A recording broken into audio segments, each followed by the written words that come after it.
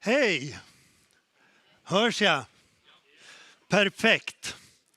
Thomas Lundmark heter jag, är vd på TIN Fonder. Jag är otroligt glad att få hälsa er välkomna till vår sjätte investerarträff. Vi är på en ny lokal i år, Sergel Hub.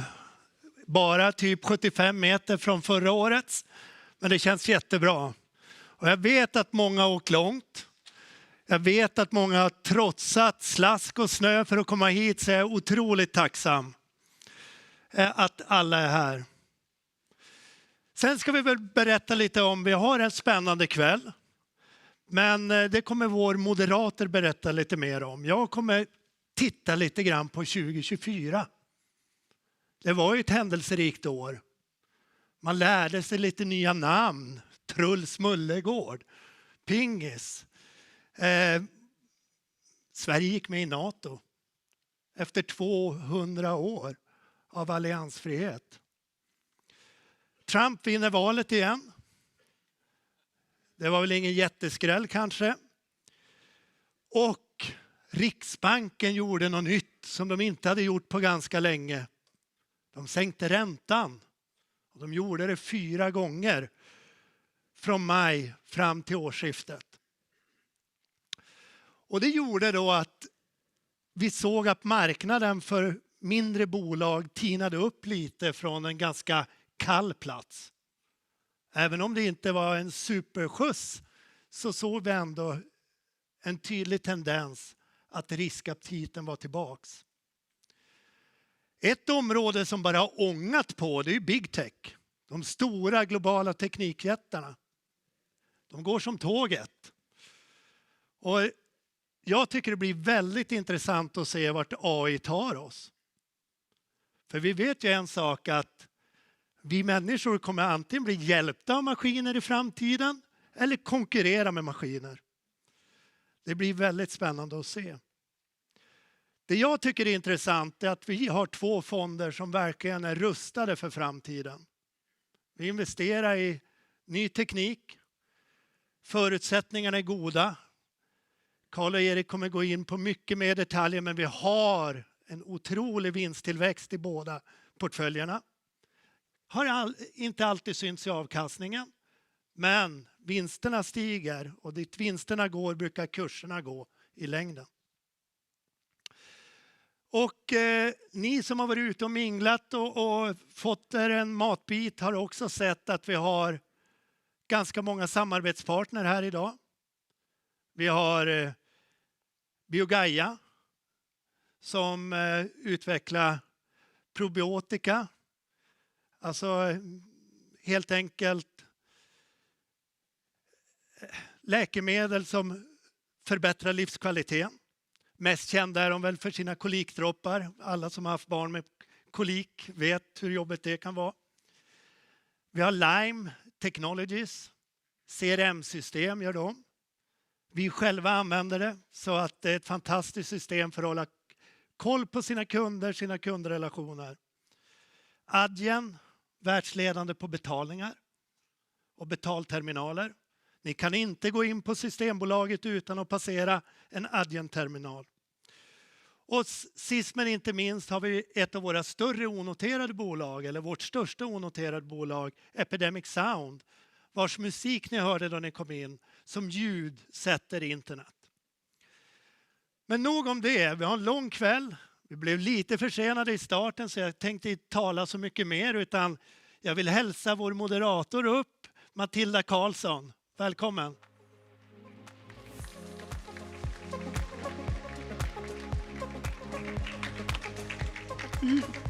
Tack så mycket Thomas. Och vad kul att se så många här ikväll. Det här är ju den 6:e året som vi anordnar TIN Fonders årliga investerarkväll, och i år är det 2025. Fantastiskt kul att se så många här. Om ni har varit här föregående år så välkomna tillbaka. Och om det är första året som ni är här är det extra kul att välkomna er hit idag.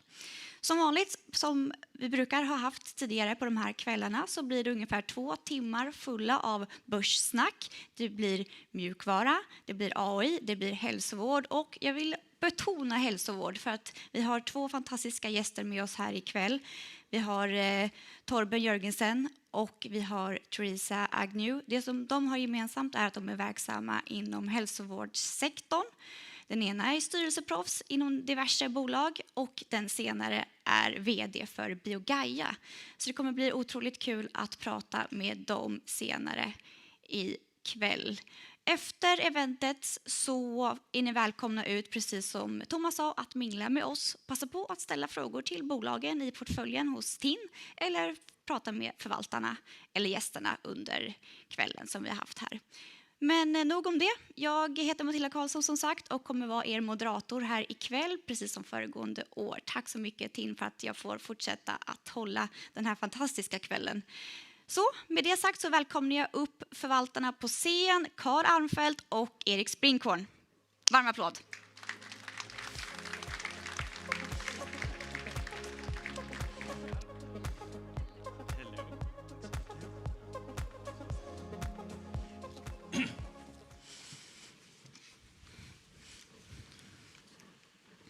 Ja, titta, där är den.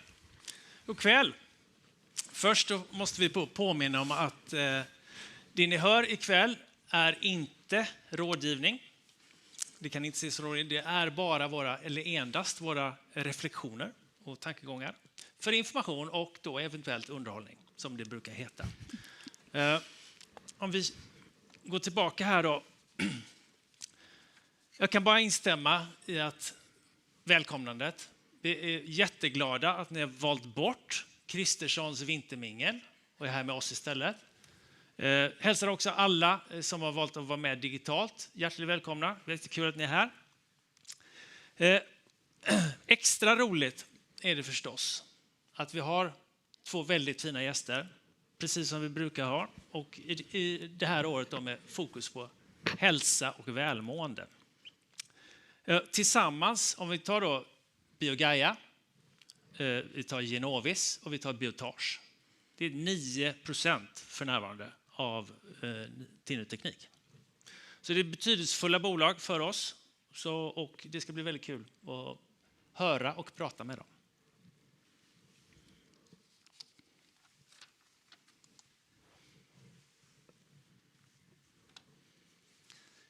Vi tänkte börja visa den här sliden och prata lite om varför vi har startat firman och varför vi faktiskt tror på det här väldigt mycket. Och om vi då backar bandet lite drygt 100 år till 1917 så var de 3 största bolagen i USA US Steel, AT&T och Standard Oil New Jersey. Alla de 3 bolagen hade en sak gemensamt och det var att 1917 så höll de alla på med innovativa tekniker. Industrialiseringen fortsatte. Vi rullade ut första generationen av telekom och telefonisystem. Och automobilen var faktiskt en ganska ny uppfinning som krävde olja för att operera.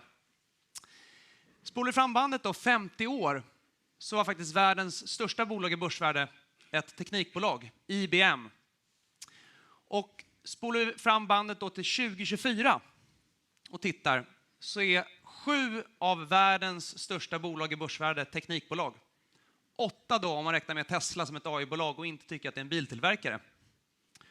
Och vi startade för 6 år sedan med tron om att framtiden är digital och att digitala bolag kommer ge en bättre avkastning.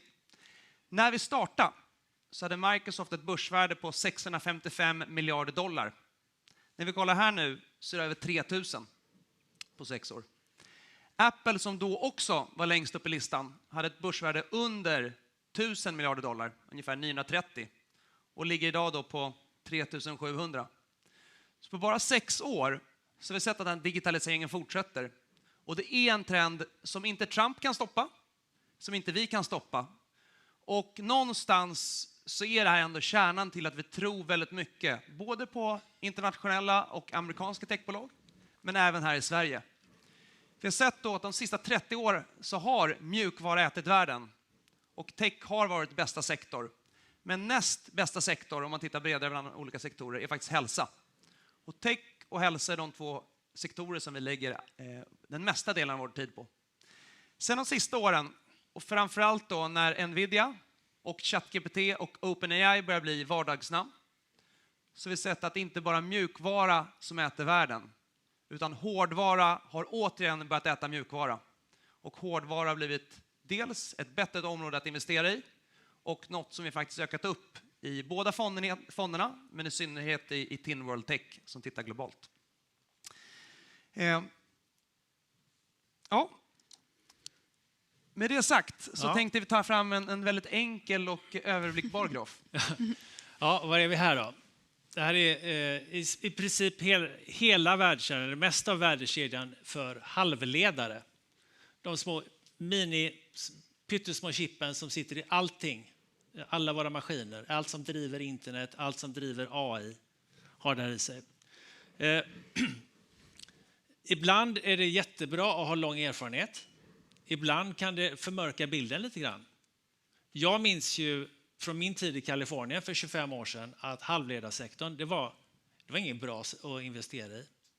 Det är tunga investeringar, det är cykliskt, inte bara efterfrågan utan lager, alltså det är fysiska produkter som kan ge stora lagersvingar. Och värderingarna var trots det väldigt höga.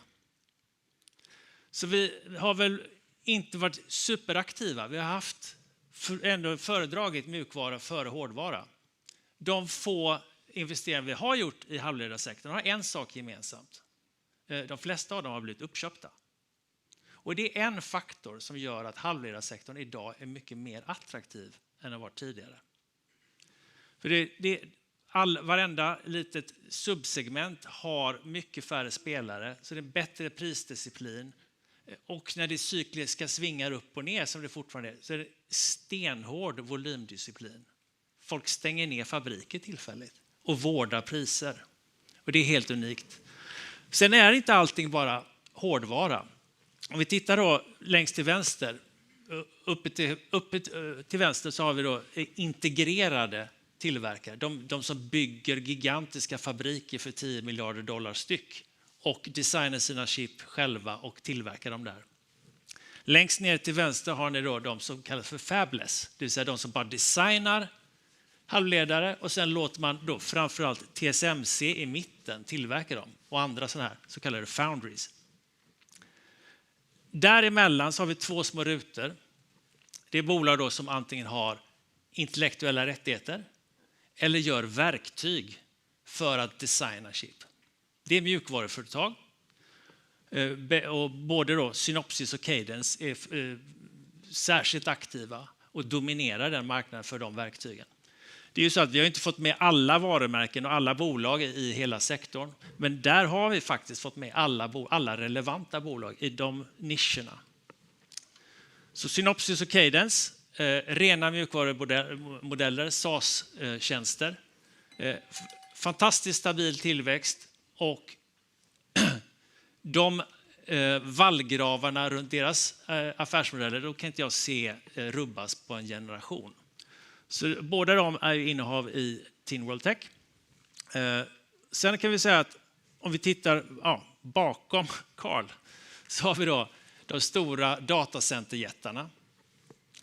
De försöker göra sina egna chip och även de då går då till de här Synopsys och Cadence för att kunna utveckla dem. Om US Steel, ett stålbolag, var världens största bolag för 100 år sedan. Vad är analogin nu då? Då är väl Alphabet, alltså Google Cloud, Azure från Microsoft och Amazon Web Services, det är ju järnvägen någonstans. Och vem som ska köra tågen, ja det ser vi ju, det är OpenAI med ChatGPT, det är en av dem. Men i övrigt så är det svårt att se exakt vilka vinnarna är och finns de ens på börsen idag. Det finns ju väldigt massa startups som inte vi kommer åt och som vi kanske inte vill komma åt för de gör jätteförluster. Men så vi har fokuserat på bakändan av AI. Datacenterjättarna investerar massor, vilket gynnar Nvidia. Det gynnar i sin tur TSMC, vilket i sin tur gynnar ASML, ett holländskt bolag som har i princip monopol på sina maskiner. Det gillar Applied Materials. Och vi har fokuserat så kallade AI-relaterade investeringar i TIN World Tech till just bakändan av AI. Ståltillverkarna, järnvägstillverkarna och stålverken och kolgruvorna, om man så vill. Om vi då tittar på 2024, så för TIN World Techs del så var den genomsnittliga omsättningstillväxten i portföljen 18%. Och det är också den viktigaste drivkraften för hur vinsterna gick, som ökade lite mer än så, kring 20%. Över tid så tror vi att vinster och aktiekurser borde gå åt samma håll. Så att TIN World Tech var under förra året upp 16%, men det var ändå i linje med omsättningstillväxt. Tittar vi på AI, så i dagsläget så är AI ungefär 39% av TIN World Tech.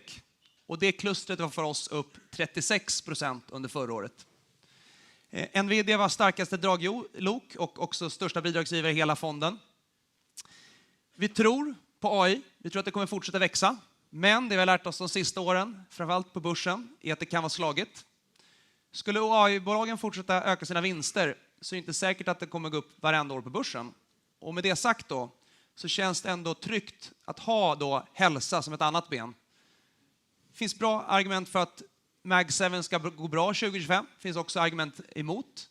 Och som sagt, även fast vi tror på ett längre perspektiv så skulle det definitivt kunna vara ett volatilt år för ett Nvidia.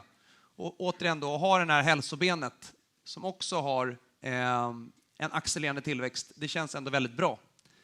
Så den balansen har vi jobbat med mycket under förra året. Och också inom AI-exponeringen har vi bytt rätt många bolag och lagt till fler bolag. För att det är svårt att veta vem blir vinnare och vem blir förlorare i korta. Om vi då tittar lite mer på innehaven så har jag gjort en ny och lite annorlunda uppdelning. Ja, och det här är mest för att visa och framhålla att de flesta, den största exponeringen kanske finns i det som vi kallar för mission critical, det är så här verksamhetskritisk mjukvara i den här fonden. Och det lärde vi oss redan i finanskrisen att bolag som fick problem, de förhandlar hellre om lånen än att stänga av sin mjukvara. För hade de stängt av sina mjukvarukontrakt då hade de gått i konkurs mer eller mindre. Så att det här är ett bolag då som säljer mjukvara som företag nästan inte kan göra sig av med. Det är klart att man kan hitta konkurrenter och så vidare, men det är väldigt stabila positioner. Som sagt då, om man lite skärande igenom allt det här då, så har vi total AI-exponering på den här i TIN World Tech på närmare 40%. 66% av bolagen är från USA, listade i USA. Och 24 längst ner då ser vi då hälsoexponeringen, det är runt en fjärdedel av fonden idag. Och det skulle mycket väl kunna bli lite större över tiden. Om man ska vara lite sådär dagsaktuell så har vi då i natt fått en rapport från TSMC med omsättningsökning på över 30%, närmare 37 tror jag det var. Och väldigt stark rapport, och även då från Intuitive som är ett robotkirurgiföretag, och det kanske är den som satt på patentet och var alldeles ensam ända tills för några år sedan. Robotkirurgi är ju inte små robotar som går omkring, utan det är en maskin som en läkare använder för att bli mer precis och kunna utföra operationer på ett säkrare och bättre sätt. Det är viktigt att framhålla. De guidade upp och det går bättre för deras lansering av deras nyaste modell som heter Da Vinci 5. Så det ser väldigt bra ut även för det här året för Intuitive. Så det är väldigt kul. Så det är lite dagsaktuella grejer. Så har vi då Adyen som är här, som tycker jag är unikt i sin exponering och sin uppbyggnad av bolaget. Det är en plattform som är byggd från grunden. Alla deras konkurrenter är hopköp av en massa mer eller mindre ointegrerade delar. Så att de har ett oerhört konkurrenskraftigt erbjudande och det går väldigt bra för dem. Mission Critical har varit ett segment som gått bäst de sista åren. High growth och medium growth kan vi säga att det viktigaste är inte hur mycket man växer, utan de sista åren har visat också förutsägbarheten. Så bolag som har en mellanhög tillväxt, men tillväxten är rätt förutsägbar, tycker vi också är minst lika intressanta. Hälsa är väl den del som vi har minskat mest under förra året. Och det var egentligen för att vi i början på 2024 tog upp andelen inom AI och halvledare. Och det man kan säga där är att bolagen hade det lite tufft 2021-2022. Men De sista 2 åren nu så har faktiskt omsättning och tillväxt kommit tillbaka till det normala. För att sjukhus har öppnat upp. Under inflationen så var det många amerikanska sjukhus som hade en hög inflationstakt och tvingades skära ner på inköp av reagensvätskor och så vidare. Men vi har ändå sett att de har nu börjat faktiskt komma tillbaka till trend. Så om mjukvarubolagen växer i snitt 25% i portföljen så växer hälsan 15% i snitt. Men hälsoandelen är väldigt förutsägbar tillväxt som vi också tycker är attraktivt. Ja, lite strukturbild på fonden då. Vi har minskat antalet innehav lite grann. Under förra året så hade vi 2 uppköp i fonden. Ansys, som vi tyckte var en stort bolag, tydlig ledare inom väldigt avancerade fysikmotorer, blev uppköpta av ett annat innehav, Synopsys. Det är fortfarande inte klart om de får köpa Ansys, men besked kom väl i mitten av det här året, tror jag. Och sen har vi lilla Volue, som var det enda mjukvarubolaget vi hittade inom hållbar energi. Deras mjukvara används då av kraftoperatörer för att balansera volatila energislag som vind och sol, för att kunna ha med hjälp av de här verktygen en lite högre andel av sådana volatila energislag i mixen. Tittar vi tillbaka 5 år så har vi haft en vinstökningstakt på 22% i portföljen, medan det står Nasdaq 100. Ni kommer ihåg då att de allra största bolagen har växt allra bäst, över 30% de sista 5 åren. Men Nasdaq 100 som snitt har växt bara 11%. Så att portföljen ligger bra till mot tech i övrigt, så att säga. Tittar vi på de 5 största innehaven längst ner då, så har vi siffrorna för 2024. Och Microsoft är det plattformsbolag som vi tycker är allra duktigast. Ibland kommer andra bolag som startar något, som Zoom, där tidiga vinnare på videokonferens. Microsoft 1 år senare kommer in och totalt dominerar den nischen. Gång på gång så är det plattformsbolaget inom mjukvara som vi blir mest imponerade över. Inträdesbarriärer, tillväxt, uthållighet. Under förra året så växte de 17%, vilket är väldigt mycket för ett så stort bolag. De hade också en marginal på 44%, vilket är väldigt högt. Så bland FANG-bolagen så tycker vi att Microsoft, även fast det skulle bli lite en kallare AI-period, så står de och faller inte med AI, utan AI är en fin option i ett Microsoft. Så det är egentligen det FANG-bolaget med mest förutsägbar tillväxt i toppen. Alphabet var ifrågasatt under 2024, stark bidragsgivare. Vi tycker att det är det billigaste AI-bolaget. Alla är inte säkra på om deras sökmotor Google kommer bli mer eller mindre värd av det som sker. Det vi vet är att Alphabet var först och de har investerat mest i AI av i princip alla aktörer. Många här inne har säkert använt ChatGPT. Vi märker att deras motsvarighet Gemini faktiskt är väldigt duktig på vissa saker. Så vi tror att det är för tidigt att säga om ChatGPT är en självklar vinnare.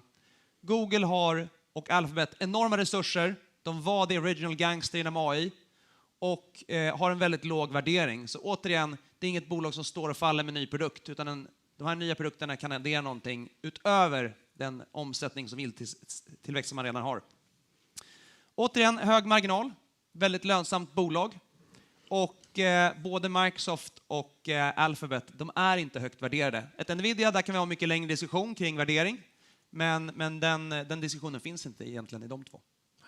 Jag tycker att Alphabet, Google är som sagt också inte rädda för att ta riktigt stora bett på framtiden.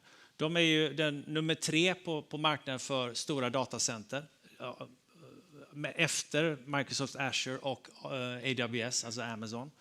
Och har som nummer 3 i den här hyperkonkurrensutsatta branschen inte varit lönsamma. De har haft tålamod och nu har de faktiskt de senaste kvartalen gått in i lönsamhet. Men den här 31% marginal, den har varit mycket högre om de inte hade satsat så hårt på datacenterverksamheten. Men nu kommer skalan och nu kommer de kunna njuta frukterna och se ännu högre marginaler i framtiden. Extra kul också Xero, Australiens Fortnox. Det är ett bolag där vi har varit med ganska länge. De växte förra året 24%. De blev lönsamma för ett par år sedan. Nu hade de en marginal på 21%. Det är ett bolag som återinvesterar fortfarande en väldigt stor del av tillväxten. Så att hade de inte investerat så mycket så hade marginalen varit ännu högre. Och det är ett bolag som faktiskt tar en ännu större del av värdekedjan jämfört med ett Fortnox. Och även går in i transaktionen och är väldigt duktiga på att även hantera betalningsflöden och så vidare. De vill att man bara ska ringa till en plattform. Det ska vara Xero. Det ska inte bara vara redovisning. De kom under förra året med en kapitalmarknadsdag där de lanserade en ny modell som de kallar 4x4. 4 produkter, 4 länder. Och det har funkat för Xero och andra bolag också. Ha ett tydligare fokus på färre marknader och göra det riktigt bra. Var topp 5 bidragsgivare under 2024. Och jämfört med de andra bolagen ett mycket mindre bolag. Det här är ett midcap. Så vi tror att de är faktiskt väldigt tidiga i sin tillväxtresa. Deras konkurrenter i USA har inte lika fin teknikstack. Mera gamla teknikplattformar. Och där tycker vi ändå att Xero gång på gång visar att de är väldigt innovativa. Och de har kommit till den här nivån att det börjar bli lite mer av ett självspelande piano. Inte minst i USA som är nog deras viktigaste marknad över tid. Ja, då går vi in på TIN Ny Teknik som kanske fler av er känner till och har varit med i längre. Även här vi ser portföljviktad tillväxt 16%. Det är faktiskt första gången den är lägre än i TIN World Tech. Det är också lite lägre än den har varit historiskt. Men jag har fortfarande haft operationell hävstång så vinsttillväxten i portföljen är väl runt 20 fortfarande, vilket är i linje med TIN World Tech faktiskt. Det är klart att det är frustrerande att se den här räntefondsliknande avkastningen under 23 och 24 när vinsterna har varit så bra. Men vi tror väl att sentimentet tydligt vände i maj och trägen vinner och någonstans så kommer vinsten att om den fortsätter i år, vilket vi har all anledning att vänta, då tror jag att det är ett väldigt bra tillfälle att få tillbaka lite av det som är sparat de här senaste åren. Om vi tittar in lite mer på detaljer där så under och gör den här uppdelningen som gjort på andra. Så även i TIN Ny Teknik så har Mission Critical gått väldigt bra under 2024. Och där har vi hittat bolag som har haft höga inträdesbarriärer och låg churn bland sina kunder. Även fast man har kommit in till för hög värdering så har det gått väldigt bra över tid. En av de starkaste bidragsgivarna ser man där på raden High Growth, längst till höger, en grön stjärna. Det var Trustpilot. Och i en värld där nu internet blir mer generativ AI, generativa bilder och känns som en AI-soppa, så tror vi faktiskt att bolag som Trustpilot blir nettovinnare. Det de gör är att de säljer förtroende. De kan visa bland sina kunder, om du är en matthandlare eller en butik på nätet, att har en hög score hos Trustpilot så ökar din conversion eller konvertering med 40%. Och i en värld som blir mer och mer AI där man inte vet vad som är sant och inte, så tror vi att Trustpilot blir mer och mer relevant. De kom med en rapport Igår. Eller om det var idag? Ja, de var ju största bidragsgivare förra året. Sen har de haft en typisk januariutveckling där vinnarna från i fjol har gått sämre. Och så smäller de till med en jättefin rapport. Idag, ja. Upp Precis. 16%. Exakt. Så återigen, Trustpilot, det är ett litet bolag. De börjar nu för första gången att bli marknadsdominerande i USA. De har inte kommit till den punkten att de kan riktigt börja höja priser aggressivt. Men de börjar bli gold standard i USA. Och när man har blivit det så är vår erfarenhet att då är man i lite ett annat finrum som mjukvarubolag över tid. Ja, om data är olja så är ju tillit guld i en digital värld skulle jag säga. Hälsa är också en skillnad mellan TIN World Tech, att hälsobenet är större i TIN Ny Teknik. Vi ser att det finns väldigt många fina hälsobolag i Sverige. Det finns många fina hälsobolag i Danmark. Det är en starkare sektor, ett starkare kluster i Norden. Så det är en högre andel. Och återigen, några av bolagen har sett en återhämtning efter covid under 2023. Men i övrigt så tycker vi att det är lite mer förutsägbar tillväxt. Väldigt svårt att konkurrera. Än mer nischade bolag. Och det finns flera exempel på hur svårt det är att komma in och även på en 10-årsperiod konkurrera ut ett Revenio som är bäst i världen på oftalmologiutrustning för optiker och så vidare. Så det vi gillar är höga inträdesbarriärer inom hälsa. Vi måste bara nämna Surgical Science som kom med fina nyheter igår.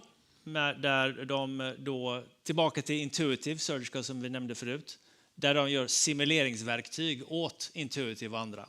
Nu i Intuitives nya version då, DaVinci 5, så kommer Surgicals mjukvara finnas i 100% av alla maskiner som säljs.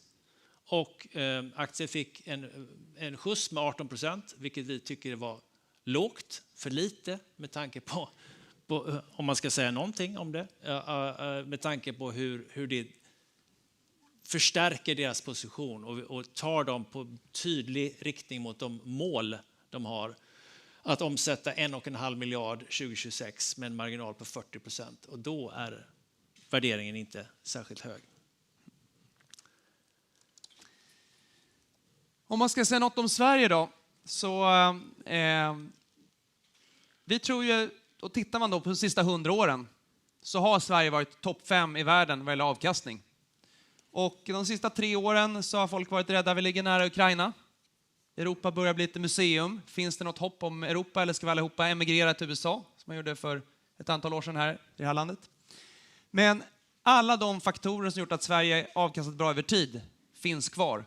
Vi är väldigt tech-savvy, duktiga på att adaptera ny teknik. Det kan vi kolla på till exempel ChatGPT, där är svenskar topp 5 i världen på att faktiskt använda sådana verktyg.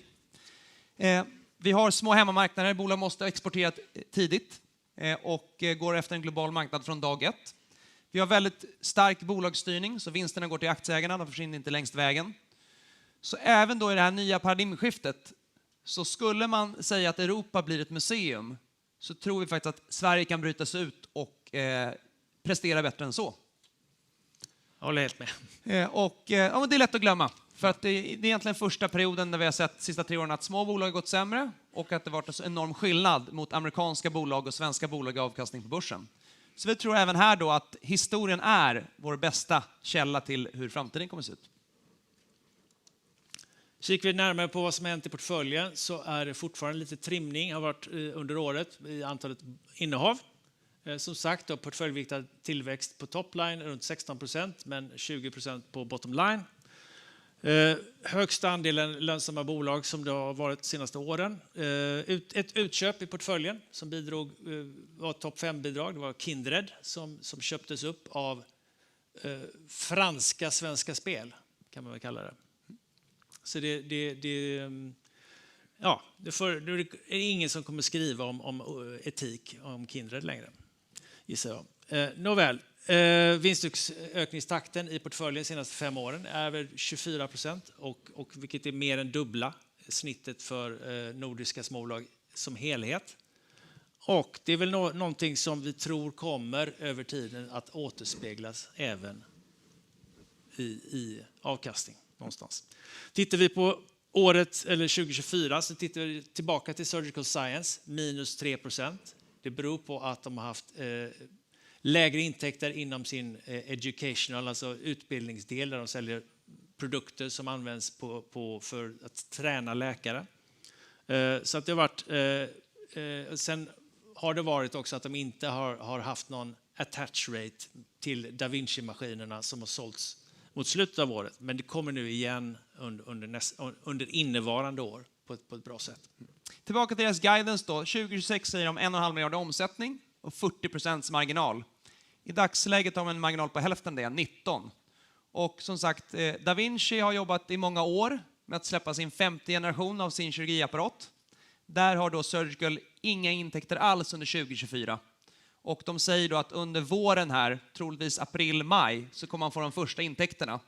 Det var många som tolkade det som att Intuitive var på väg att lämna Surgical, som är störst på simuleringsmjukvara för robotkirurgi. Men den här pressreleasen igår där de säger att Surgical Science kommer bli standard på alla DaVinci 5-maskiner som säljs av Intuitive globalt, visar tvärtom. Dels så förstärker deras position som gyllene standard inom simuleringsmjukvara. Men det skulle jag säga också ökar nog sannolikt markant för att ett Intuitive kanske köper ett Surgical Science.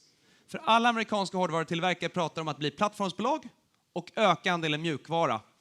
Och för ett Intuitive som är störst i världen på hårdvara, om de också skulle köpa ett mjukvarubolag och lägga mycket resurser på att utveckla det, det har ju varit en approach vi sett, både inom mjukvara men även inom medicinteknik i USA historiskt. Så att det faktum att de säger att vi ska ha det till alla apparater vi säljer tycker vi faktiskt gör att Surgical är ett lite annat dag idag än bara för, jämfört med igår då. Minskar risken inte minst på nedsidan.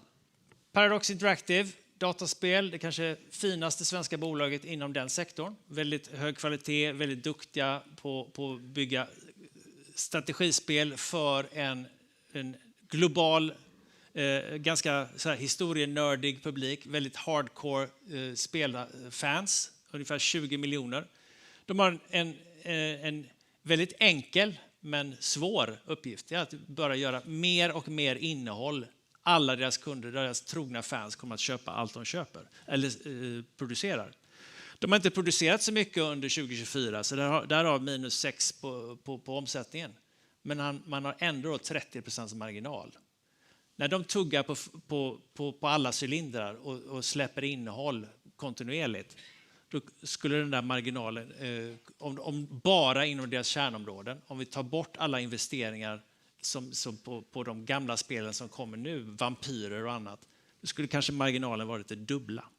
En fantastiskt fin verksamhet som vi tror mycket på även i framtiden. Entreprenörsdrivet. Novo Nordisk är vår danska hälsojätte. Sista 2 åren så har de lanserat en produkt för obesitas som har gett dem en acceleration i tillväxt. Vi tror ju att det viktigaste när man tittar på Novo är att försöka räkna på hur mycket mer läkemedel kan de producera de närmsta 5-10 åren. Kollar man på deras capex och investeringsplaner och jämför med deras största konkurrent Eli Lilly, så i princip så säger de att marknaden kommer fortsätta växa väldigt snabbt. Men efterfrågan, i dagsläget så är det 0,5% av alla med obesitas som behandlas. Och vi läser gång på gång förklaringar till hur man mår före och efter man börjat med Novo Nordisks produkter. Och de får väldigt positiv feedback kring att folk förbättrar sin hälsa, de mår bättre, de kan leva ett friskare och bättre liv. Så återigen, vi tror att det viktiga är nu att hålla koll på hur mycket mer de kan växa sin produktion varje år. I år, om vi skulle få gissa, så kommer de växa sin omsättning ungefär 20%. De har en marginal på 44%, vilket är ett av de absolut mest lönsamma bolagen i hela portföljen. Och Novo Nordisk är nog ändå ett av de absolut mest välskötta bolagen i Norden, som nu då handlar till ett P-tal kring 13, vilket är lägre än deras historiska snitt. Så trots den här studien som tolkades negativt av börsen i Q4, så tror vi att deras marknad kommer växa och de kommer fortsatt vara den mest dominerande aktören tillsammans med Eli Lilly. Och att ett så stort bolag kan växa 20% även i 2025 efter förra året är imponerande. Men det är så deras klimat ser ut där ute. Ja. Sectra, bolaget med högst multiplar i portföljen. Man ska komma ihåg att de är inne i en transformation från att sälja engångslicenser till att sälja SaaS, alltså som en molntjänst. Och det pressar ner marginaler temporärt. De är mitt inne i den förändringen. De order de tar nu till olika sjukhuskedjor, framförallt i Nordamerika, är ungefär 10 gånger större än de order de tagit tidigare under åren. Så att framtiden är väldigt, väldigt ljus för Sectra. Och även om aktien är så att säga dyr jämfört med resten av portföljen, så har de en konkurrent i Australien, ProMedicus, som handlar på ungefär dubbla multipeln. Så i det perspektivet är ju Sectra fortfarande inte billigt, men mindre dyrt i alla fall. Chemometic är ett medicinteknikbolag. De gör cellräknare som används när man producerar då RNA-vaccin och andra typer av produkter där man försöker med ny teknik vaccinera folk mot cancer till exempel. Det är ett bolag som har de sista 4 åren växt väldigt snabbt. Men efter covid och den perioden så hade man 2 år där man gick ut med, jag tror det var totalt 4 vinstvarningar. Nu är den trenden reverterat, så 3 kvartal i rad har man kommit med en omvänd vinstvarning och höjt sina utsikter. Och senast var nu efter årsskiftet. Så att det är också starten på året har varit väldigt bra för Chemometic. Trots att de växt lite långsammare nu i 2 år så har de en marginal på 44%. Så vi tror att den kommer gå upp och vara närmare 50 om de kommer tillbaka till historisk tillväxttakt. Väldigt höga inträdesbarriärer. Alltid lite knepigt med danska bolag. De har sina för- och nackdelar. Bytt vd. ett flertal gånger. Så vi tycker bolagsstyrningen där är inte toppklass jämfört med många av de här andra större innehaven. Men deras produkter är så pass starka och de har en sån lönsamhet och omsättningstillväxt. Det är det som är attraherande.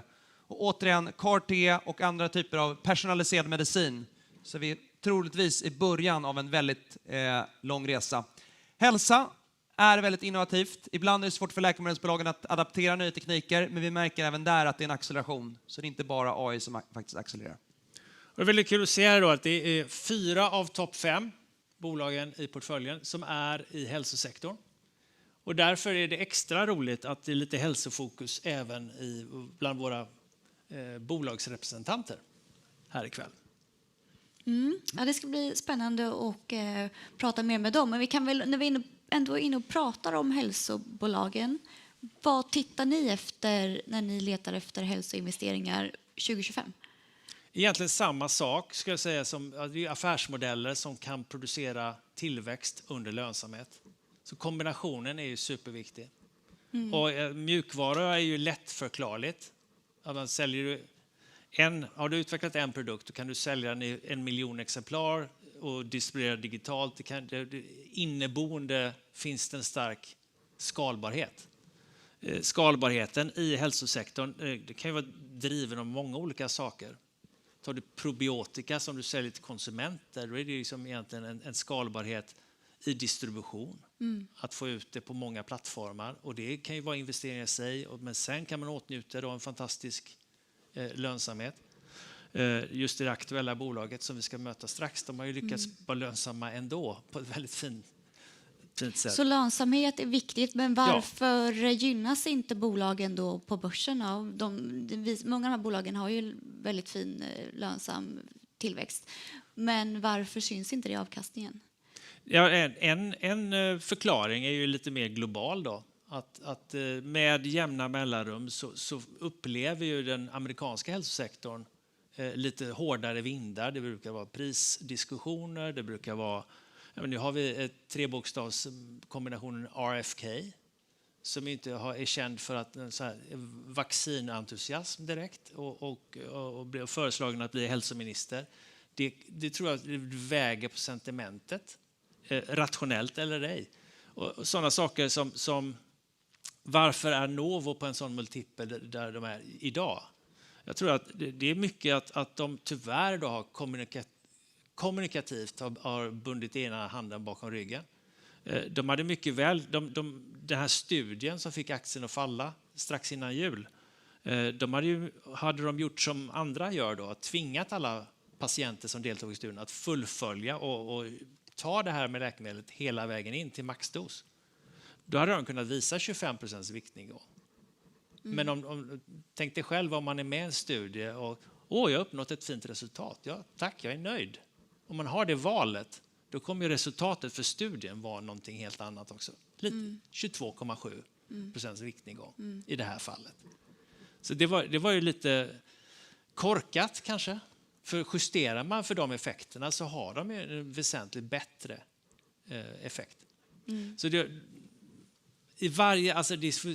i varje bolag finns det en idiosynkratisk risk att man inte bara är verksamheten, också hur man kommunicerar. Och Carl, vi sitter ju här för 6:e året i rad. Jättekul och att ni har varit igång så länge. Ni fick en flygande start när ni började. Sen har ni haft några tuffare år. Ni pratade om ert varför lite här i början, men vad är det som får er att fortsätta varje dag gå till jobbet? Vad är det som motiverar dig? Men det roligaste är dels att träffa de här bolagen, men sen att se att bolagen faktiskt fortsätter leverera. Och jag tror ju någonstans att där pendeln är nu, fram till valet i USA så var det USA. Och sen Trump vann, då gick den här USA-pendeln ännu högre upp. Så skulle den här gången vara annorlunda. Över tid, så 2024 var första året nu på 3 år som ändå småbolag gick lite bättre än stora bolag. Vi vet att vi fick den största smällen. Det var ju det året som vi först var upp 70%. Det året så var vinsten upp 20%. Och sen efter det så hade vi då en ohållbar situation. Alla småbolag var alldeles för högt värderade. Och så får man det största ränteuppstället på 40 år. Det blir en väldigt dålig mix. Men bolagen fortsätter leverera. Och vi tror ju på sikt att så fort den här kärleken kommer tillbaka lite till Sverige och att även utländska investerare vågar köpa ett Fortnox eller vågar investera i ett Chemometec trots att Danmark ligger nära ett Ukraina. Så att vi går inte och hoppas på att något ska förändras radikalt. Vi tycker bara att hoppas på lite normalisering i ränta och inflation. Och det har börjat ske. Så att alla pilarna pekar åt rätt håll, men det har väl gått lite långsammare än om man har fått gissa. Förra året kändes verkligen som att det var på gång och nu är det så i år igen. Men bolagens prestation är återigen det som man ändå kan hålla sig fast vid. Ja, för småbolag är ju en del av er kärnverksamhet i Ny Teknik Norden. Och USA har ju gått otroligt bra och sopat mattan under Sverige. Sverige har inte haft en chans, Europa har inte heller haft en chans. Blir det revansch för småbolagen nu i 2025? Vi såg ju som sagt att det började gå bättre redan nu i höstas. Men jag trodde det skulle gå mycket bättre när vi fick inflation och räntesänkningar. Men det har ju fortfarande inte släppt riktigt än. Kommer gapet stängas nu mer? Det tråkiga svaret blir att man får vara trägen vinnare och att man försöker hitta bolag som har en bra, fin vinstutveckling och ha en balanserad portfölj. Det är de saker man kan jobba med. Kollar man på historiken så har det oftast varit så att när småbolag väl börjar komma tillbaka så gör du en studie de sista 30 åren. Det är oftast det första året där de kommer tillbaka mest. Men det är inte det viktiga, utan det viktiga är att över tid, så länge vinsttillväxt och utveckling på fonden ändå är i någonstans samma storlek, då springer exakt. Så ska man göra något estimat så över tid så tror vi ändå att vi kan leverera 20% vinsttillväxt i en sån här portfölj med de bolag vi har och det universum som finns. Och det är ändå bästa indikationen för vad jag tror långsiktig avkastning över tid borde vara i snitt. Men Erik, ni visade här på att historiskt har Sverige varit väldigt innovativt och har producerat många innovativa bolag. Men är Sverige för litet nu? Eller hur är innovationstakten här? Det känns som att många av de här riktigt bra techbolagen, de noteras i USA. För Sverige är för litet. Klarna väntas noteras i USA, Spotify i USA. Vad finns kvar till oss? Ja, men det viktigaste är ändå att innovationen sker och det är även Spotify och Klarna bevis på. Och exemplets makt är stor. Liksom när Björn Borg vann Wimbledon första gången, 75 eller något, och 15 år senare så var 6 av 10 på topplistan globalt svenska tennisspelare. Så det är något kulturellt att vi vill visa att vi är fan lika bra som alla andra, någon annan. Liksom. Att det är inneboende, en stark ingenjörskultur och det driver fram många fina bolag. Och borde driva fram ännu fler i framtiden i och med att världen blir mer och mer digital. Jag är inte alls orolig för att om ett Spotify noterar sig i USA, men då kan vi väl köpa det i USA då. Om vi gillar affärsmodellen. För Big Tech har ju drivit börsuppgången. Kommer det fortsätta eller kommer gapet mellan Big Tech och småbolag stängas också? Jag bara börjar med det är en unik situation historiskt att de största bolagen i index faktiskt är de som har vuxit bäst och som har väldigt starka affärsmodeller. Det tenderar mot monopol i vissa fall. Så att det finns ju mycket som talar för att de ska kunna växa vidare, men inte i den takten. Nej, för det jag vill komma till lite grann är att man vill ju gärna ha en aktivt förvaltad fond och lägga pengar i en förvaltares händer. Men när det går så bra, då tänker många då kan man lika gärna ha en USA-indexfond eller en global indexfond. Men det kommer inte hålla i sig för evigt, Carl, eller vad säger du? Nej, men om man tror att allt blir ett bolag, men någonstans så tror vi ändå att över tid, så har man ett småbolagsfokus så har det varit bättre över tid. Sen får vi också ha en global andel, upp till 30%. Den är idag 22%. Den globala andelen även under förra året hade en högre avkastning än de svenska, så att det var en bidragsgivare. Vi har valt att ha mellanstora bolag, för det är så vi har jobbat de sista 10 åren. Jag tror det är farligt bara ett år att helt plötsligt säga att vi ändrar fokus och nu ska vi köra big tech istället för att köra mellanstora globala bolag. Så att de globala har varit en bidragsgivare under förra året. Och tror man på det, då får man höja den från 21-22 till 25. Så 30 max var vi får utanför Norden. Men återigen, så vill man vara lite tråkig och sund, så har ju de drivkrafterna som historiskt har skapat avkastning inte försvunnit. Och jag tror även då för ett index så kommer tekniktrender är ganska förändliga. Det händer väldigt, väldigt mycket. Nu har de största bolagen varit de som har levererat bäst vinsttillväxt. Jag tror de sista 8 åren har snitt-EPS-tillväxten för Mag7 varit 36% per år. Sen får man inte glömma att Mag7 det är ett mått som ändras varje år. Så vi inkluderar alltid de bolag som gått bäst. Det är inget statiskt mått. Men fortfarande så man är alltid lite rädd att Europakommissionen överreglerar och att vi tappar innovationskraft. Men i dagsläget så är inte det någon risk. Men det är någon så här, en risk på 5 eller 10 år. Sen så, både Europa, Sverige och USA är marknadsekonomier. Och det är också en faktor som är viktigt över tid. Så att, jag tror inom vårt hägn, små bolag, så är det jätteviktigt med bolagsval över tid. I Sverige har vi inte ens något index. I USA, även där så över tid så tror jag att en aktiv teknikfond kan vara extremt relevant. Men det har varit väldigt unikt att de största har gått bäst. Vi ska snart släppa in våra gäster, men jag måste korrigera mig själv lite grann. Det är klart att jag hade föredragit att se Spotify och Klarna notera sig här. Det är ju viktigt, vi har ju redan en mycket bättre fungerande aktiemarknad. Alltså vi har 0,1% av världens population, det var 1,5% av börsvärdet. Det är ju 15 gånger mer bättre aktiemarknad än vad det borde vara egentligen. Så att vi kommer ju kämpa också för att alla bolag som borde vara noterade här och inte säljs iväg någonstans. Vi ska vara lika aktiva i det som vi har varit historiskt. för Carl pratar om regleringar och Europa är väldigt bra på att överreglera, om man får säga så, eller i alla fall ha mycket regleringar. USA mycket schysstare där mot bolagen, speciellt Trump nu som är nya presidenten. Han vurmar ju för inhemska bolag och vill ha färre regleringar. Är det ett bättre sätt att gå? Eller hur kan man kommentera? Ska vi bli någonting politiker nu? Det behöver vi inte bli, men De svenska bolagen säljer väldigt mycket till USA. Det är men över tid så hoppas man ju ändå att det ska finnas någon rationalitet. Och Europa som har identifierat att vi har nog överreglerat. Så alla säger att det är rätt att försöka vara lite mer pro-business. Och sen återstår det att se om vi ens kan skapa lagar i Europa som är pro-business. För det har man inte lyckats med historiskt. Vi var på besök nu i höstas på Europakommissionen och träffade många olika departement och olika delarna. Och då ställde jag frågan, kan ni göra lagar som tar bort lagar? Och det visste de inte, för de har aldrig provat. Så att någonstans så är det definitivt en risk. Men enda fördelen i Sverige är ett väldigt globala bolag och att för de flesta även av våra innehav så är USA största marknad. Kommer det mycket tullar och tariffer mot Kina så tror vi ändå netto kanske att ett Sverige med medicinteknikprodukter är lite mindre utsatt än andra områden. Men då får man vara adaptiv över tid också. Så att återigen, om verkligheten förändras, då får man nog även förändra sin portfölj. Och nu ska vi ju prata med 2 bolag som är väldigt globala. Fast de har sitt huvudkontor i Sverige. Så jag tycker att vi tackar för de här fina orden och den här presentationen. Och så tycker jag att vi välkomnar upp vår första gäst på scen, Torben Jörgensen. Välkommen!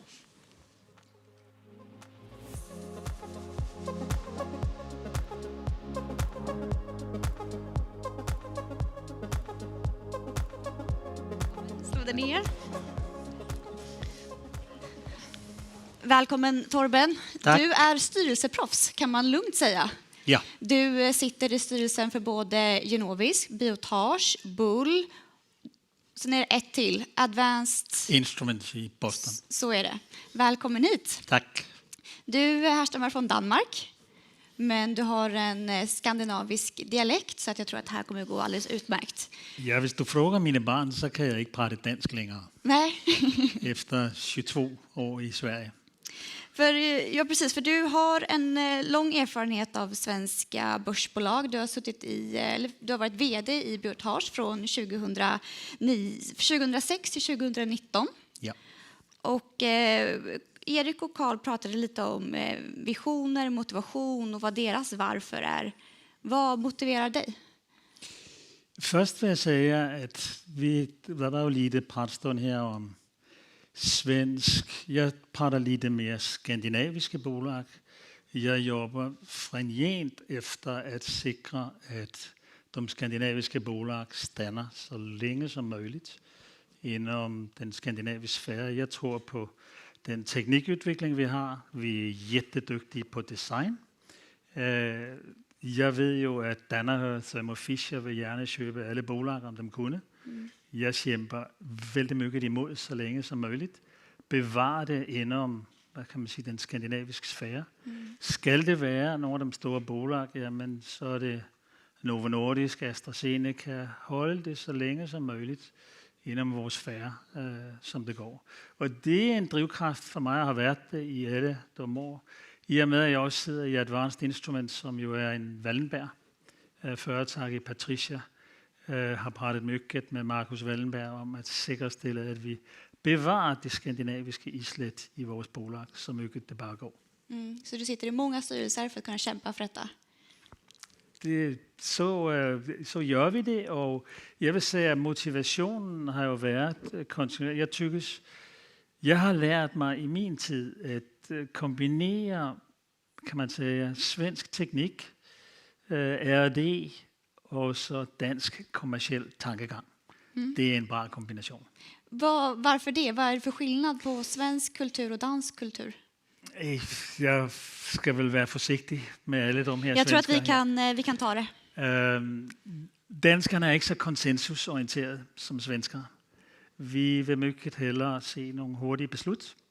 Selvfølgelig efter eftertanke, men få tænkt kommercielt i at få produkter ud, komme ud i markederne. Noget, som jeg har brugt mycket tid på, det er, at jeg vil gerne være direkte i de fleste markeder. Man måste prate med kunden. Hvad er det, kunden har brug for i morgen? Hvad er det, vi sælger i dag, men hvad er det, de har brug for i morgen? For det er det, vi skal udvikle i life science-bolagene og medtech. Og det, som så smukt hedder Voice of the Customer, er ufattbart vigtigt. Og der har vi i dansk tanker, men jeg skal ikke glemme, Danmark er jo totalt plat. Vi har ingen råvarer, vi har kun, hvad vi har inde i skallen. Og derfor har vi lært, at det er den kommercielle tankegang, som er bra i den her sammenhæng. Og i alle de bolag, som jeg har både været VD i, og også nu i styrelserne, en fantastisk kombination. Fordi den teknologiske udvikling, som er også, og de kloster, vi har, København, Lund, Göteborg, Uppsala, Stockholm, er uhyre vigtigt i konkurrencen, også med Berlin, Hamburg, de kloster, som er i England. Og det skal vi hele tiden være opmærksom på, at vi har konkurrencekraften og kapitalen til rådighed. Men så danskar är lite mer rakt på sak och lite mer bestämmer och handlingskraftiga, och svenskar är lite mer konsensuskultur. Eller så har min oplevelse været. Ja. Hur är du som ordförande? Ikke anderledes end det. Altså, jeg forsøger at være boldplank for management. Jeg havde selv en fantastisk ordførende i 12 år i Biotage, som var et utroligt boldplank for mig. En fantastisk industrialist, som man kontinuerligt kunne prate med. Jeg har kontakt med mine VD'er hver enda vækker. Har været et vækkermøde, og hele tiden kan være i kontakt. Jeg kommer ikke at tage over, men jeg guider, og kan man sige, en af de væsentligste positioner for en styrelseordfører, det er jo at vælge ret VD. Och det är svårt. Det er ikke let, men desto bedre er det, når det lykkes. Og det tykkes jeg. Vi har haft Genovis fantastisk bra VD. Jeg har lige rekrutteret en ny VD til Bull Diagnostics, og også til Biotage. Så det tykkes jeg. Det er en vigtig fråga för en ordförande och en styrelse i den här sammanhang. Så viktigaste frågan för en styrelse och en ordförande är att rekrytera en bra vd. Men du har ju varit vd länge för Biotage. Tenderar du att leta efter en vd som är lik dig, eller vill du ha någon annan kompetens som kompletterar, eller blir man lite mer blind så? Nej, jag vill säga att det var viktigt att vi ikke fik en som var en kopi af mig. Jeg har jo en økonomisk baggrund, og VD'en i Biotage i dag er salg- og marketing-baggrund. Men jeg tror, den allervigtigste fråga i den her sammenhæng var også corporate governance-tankegangen. Fordi der er jo altid en uro for, når man har været 14 år som VD, kan man få holde fingrene ud af syltkassen.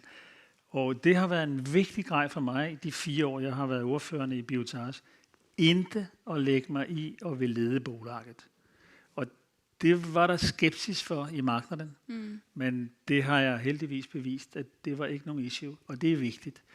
Håller management med? Tycker de att du inte lägger dig i? Det gør de inte. Nej. Det gør de inte. Nej. Og det er jo en vigtig fråga, også når der er styrelsesudvurdering hver andet år. Der får VD'en jo også sit ord med i det her, og der er jo flere af dem er skræddersyet til at sige, høre agerer ordførerne, og inden det mindste Biotage, når man har været der i 14 år.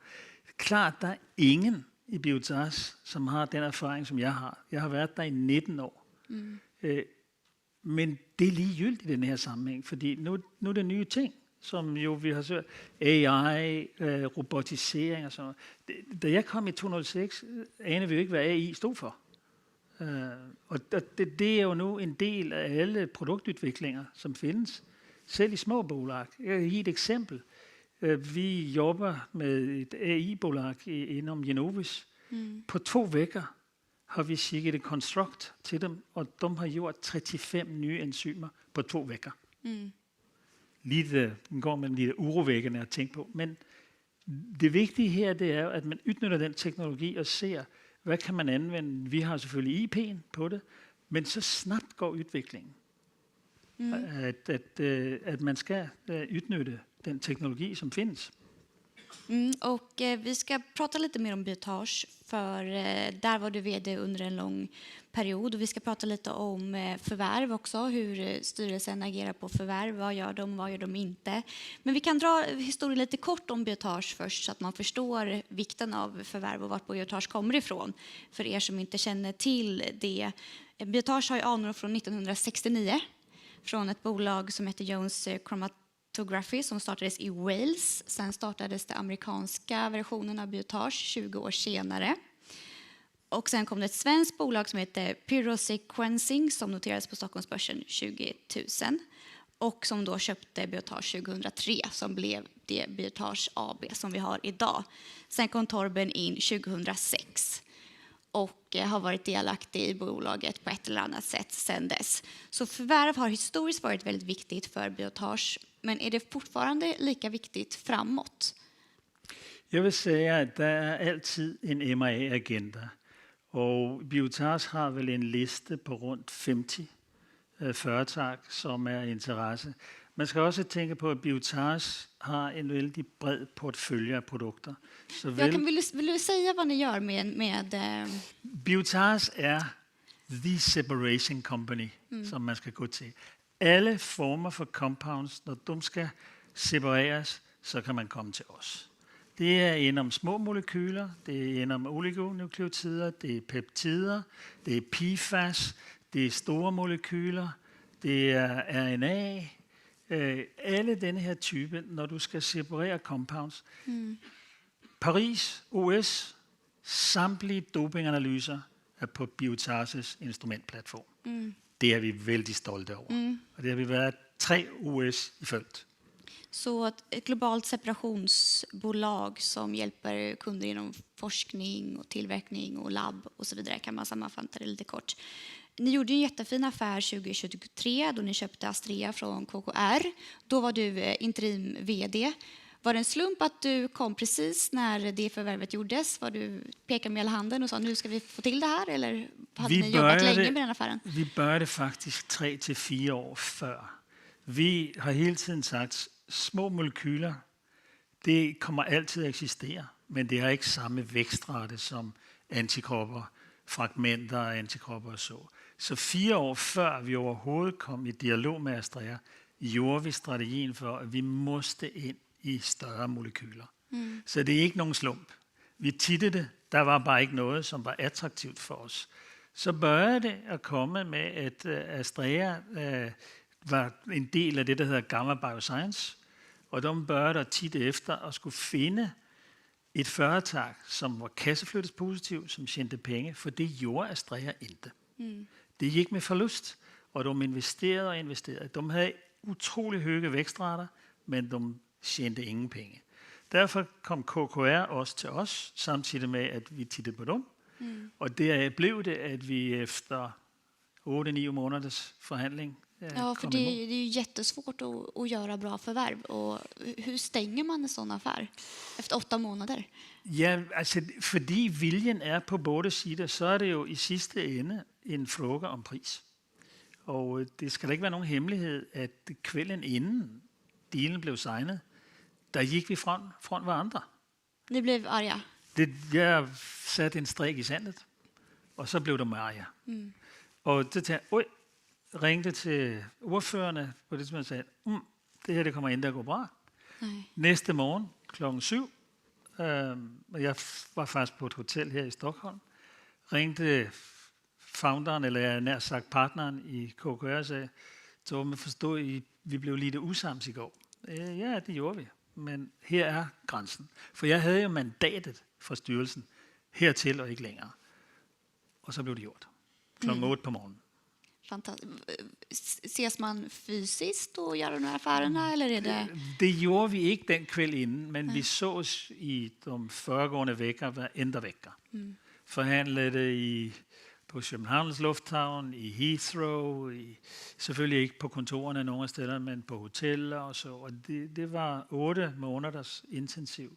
Men hann du tänka den kvällen att tusan, det här kommer inte gå? Ja, Och du, det gjorde jeg. Ja, Og jeg sov bra. du sov jättebra. Jeg sov bra på natten, Ja. fordi jeg vidste, at jeg havde opbakningen. Og da det så blev til en affære, så var det jo heller ikke så, at vi gik og pikkede fingre og sagde, nej, der kan I bare se, vi gjorde sådan. Nej, det var så dealen, der blev gjort, og så har vi jobbet derefter. Ja. Och det blev en jättefin affär som håller på att integreras i Biotage nu. Och det svåra med förvärv är ju också dels att hitta ett bra förvärv, ett bra bolag, och sen så ska man komma överens. Men sen ska också bolaget passa ihop med sitt bolag. Det ska bli synergieffekterna ska funka, analytikerna ska få som de har trott för att det ska bli bra, och gärna samma kvartal. Det är ju väldigt kvartalsfokuserat. Man måste visa att Tyvärr. bolagen kommer in i bolaget det kvartalet man har lovat, och man vill se full effekt. Och om det inte blir så blir analytikerna galna och det går inte ihop med modellerna. Hur tacklar man de frågorna? Vi har gjort faktisk en mall i Biotage. Det som hedder, hvad kan man sige, en M&A-agenda-mall. Og det allervigtigste, som jeg tror folk glemmer en gang imellem, det er hele integrationsfrågan. Fordi det at købe et bolag, man kan skøjle med det, det er ikke det, der er det svåre. Det er et spørgsmål om penge. Det svåre er at få management i de ulike bolag til at fungere ihop, fordi der er altid en, som tager over en anden. Og de kender sig ofte lidt højere op. Det går ikke. Der skal man have en integrationsmodel, som man jobber lynhurtigt, sætter et integrationsteam ihop, som består af folk fra både sider, som kan finde ud af at jobbe ihop, fordi annars går det ikke. Nej. Og det bliver destruktivt i det her, og jeg kan jo også sige, at det var ikke alle i Astreas management, som tyktes, det her var en bra affære. Og dem måste man finde ud af lynhurtigt i interview og sige, okay, hur managerer vi med dem? Og nogle af dem kanskje er bedre, at de lemner på direkten, for ikke at gøre det mere, hvad skal man sige, toksisk i bolaget fremgent.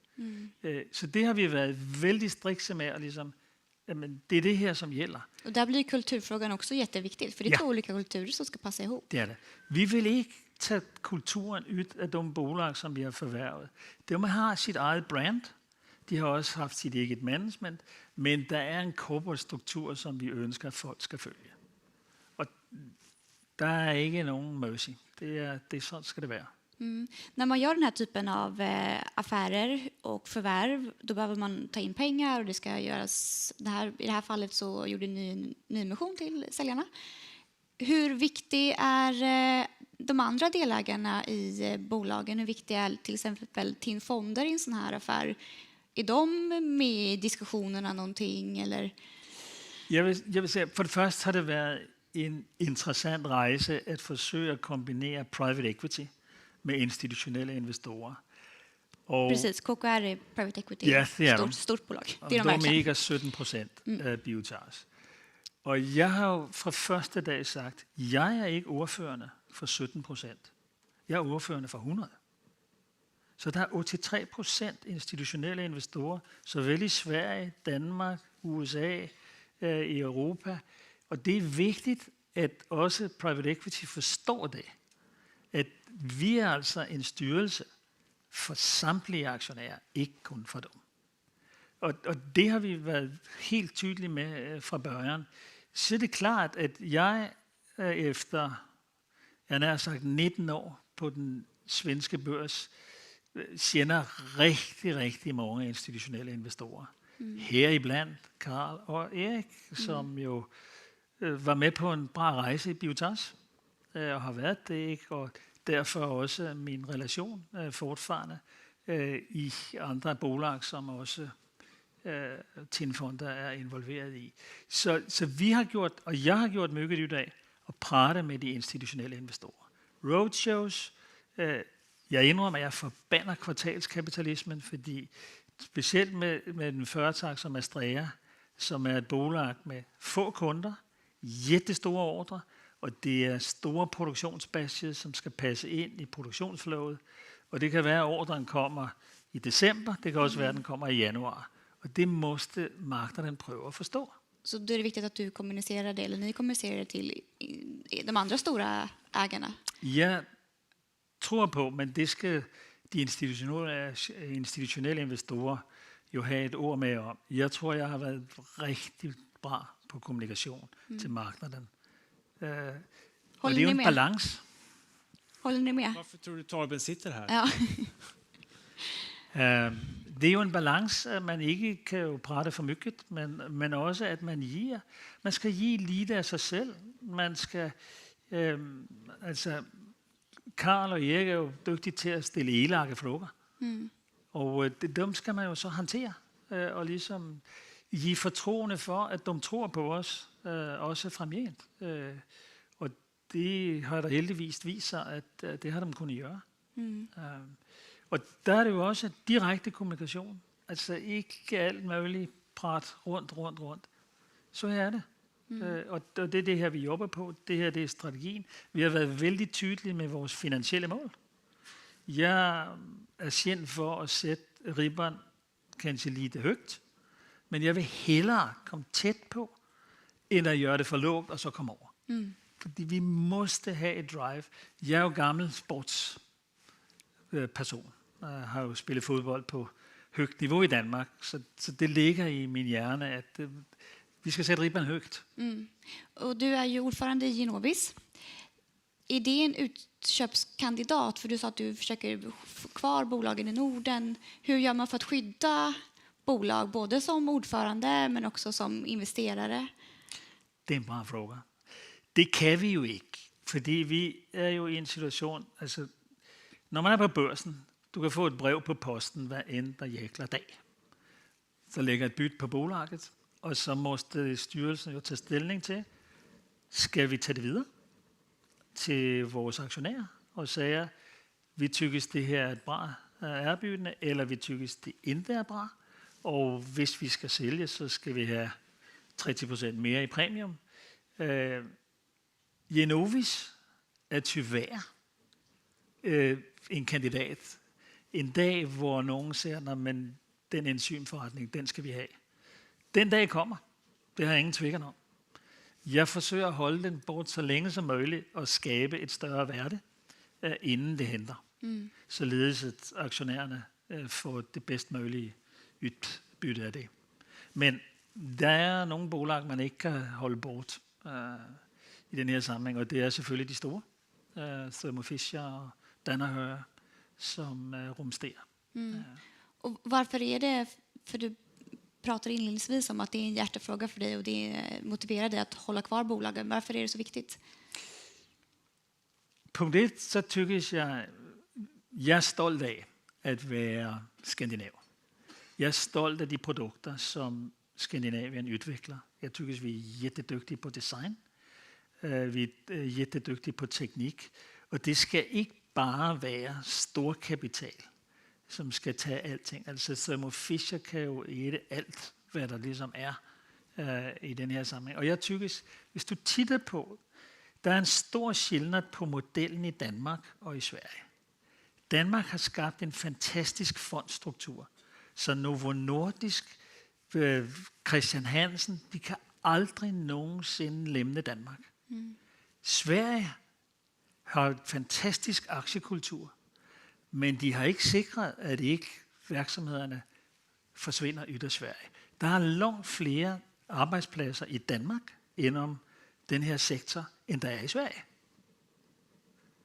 Så burde det ikke være.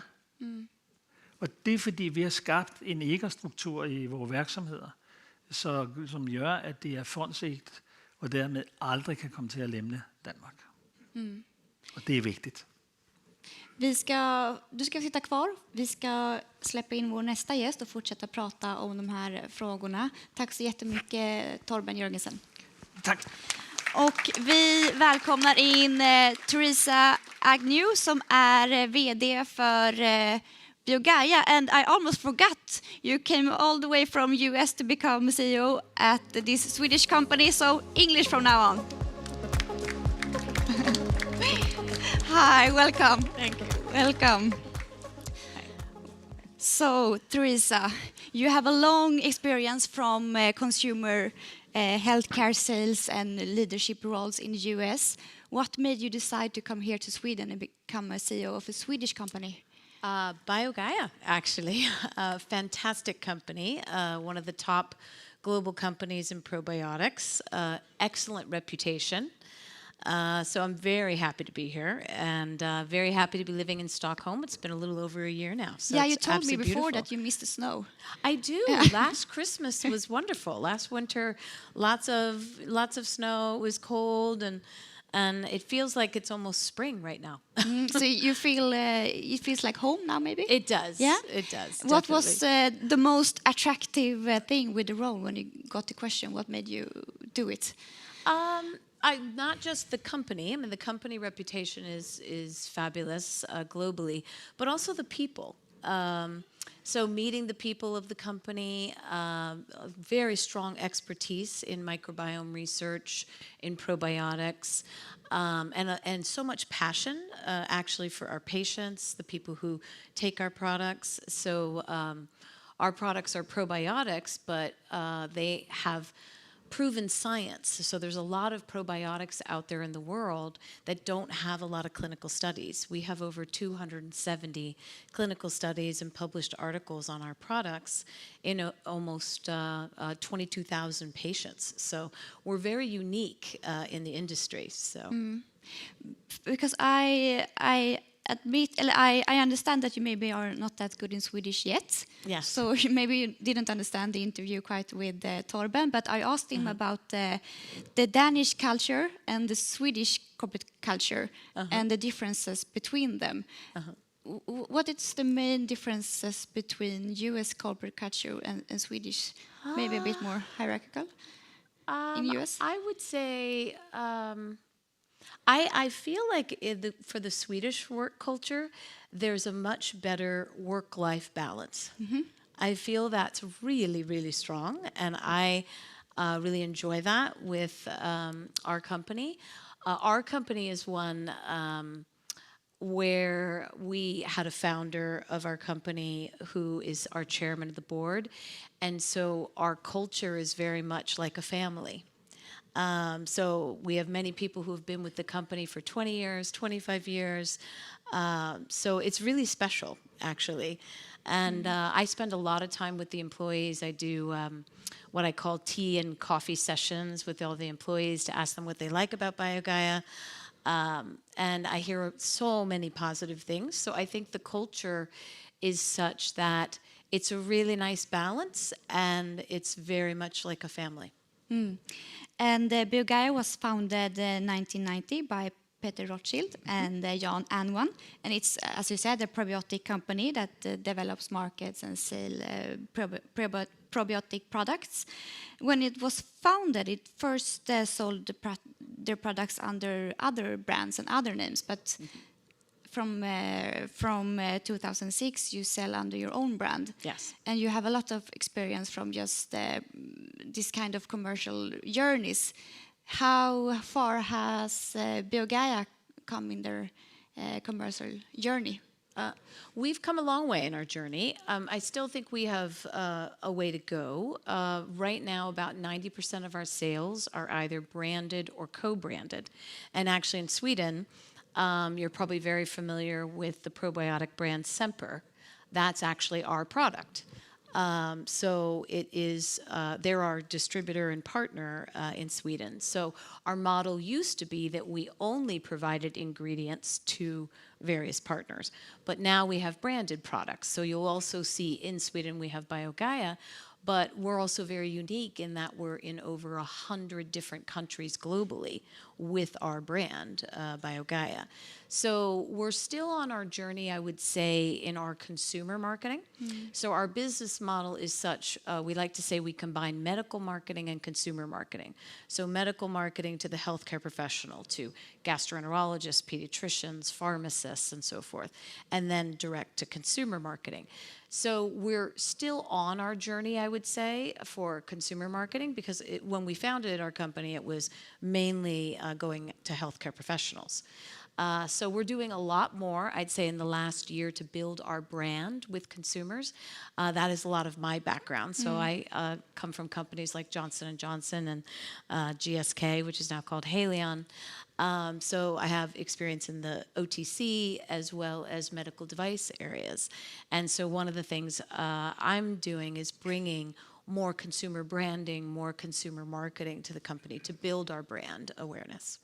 Because you put a lot of work and investments in marketing through digital channels and social media and also campaigns. Why is that so important for you?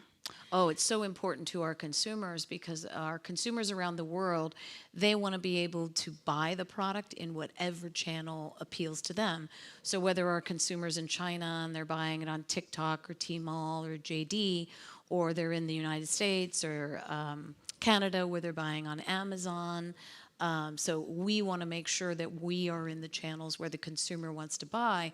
And actually in Asia, majority of sales are done online. So over 80% of over-the-counter healthcare products are done online.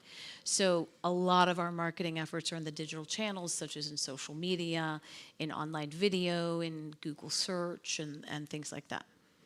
You updated your strategy last year. Why? We just refined it. I wouldn't say we updated it. We just refined it a little to be very clear on how we want to grow our business. So we have 3 strategic pillars for the company. The first one is what we call Grow the Core. And our core business is gut health, which includes colic, immune health, and oral health. So you'll see our product portfolio today is in mainly those 3 areas. And when I say grow the core, the majority of our focus is there. And that's in our marketing and our commercial excellence, our new products, and our line extensions. Our second strategic pillar is what we call expansion through direct markets. And what this is about 30% of our sales today is through direct markets, so our own subsidiaries. We have 8 direct markets. We're going to be adding one, actually, in France, which is one of our largest European markets. So those direct businesses, we invest in the marketing and the commercial activities. Our other business, the 70% of our business, is with our distribution partners. And they are typically pharmaceutical companies such as Abbott. Abbott is our partner in Latin America, in the Middle East, in some of the Asian markets. We also have a pharmaceutical partner called Evo Pharma, which is in 16 Central Eastern European markets as well as Switzerland. So that second strategic pillar is expansion through direct markets. So we add more direct markets, like last year we added Australia and New Zealand, but also investing in those markets to grow our business. And then our third strategic pillar is what we call breakthrough innovation. So think about this as market creation opportunities. So where are probiotics not used readily today? Because most people, when they think of probiotics, they think of their gut, their stomach, and the effect on their digestive system. And so some of the new areas we're looking at are things like skin health, where you have a skin microbiome and how your bacteria on your skin is. So we just launched a product that helps children with dry, red, sensitive skin. That's going very well. well. We launched it in the US, then we launched it in Canada. Now this year we're rolling it out to more markets. So skin health is one of those areas for us that we think of as breakthrough innovation because there's not a lot of probiotics in those areas today.